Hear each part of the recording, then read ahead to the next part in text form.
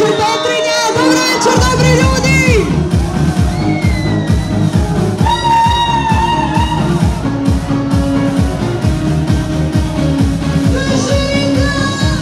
Proslava Lovrenčova, Dana grada Petrinje i blagdana zaštitnika naša grada završen je koncertom grupe Kolonija na Petrinjskom gradskom kupalištu.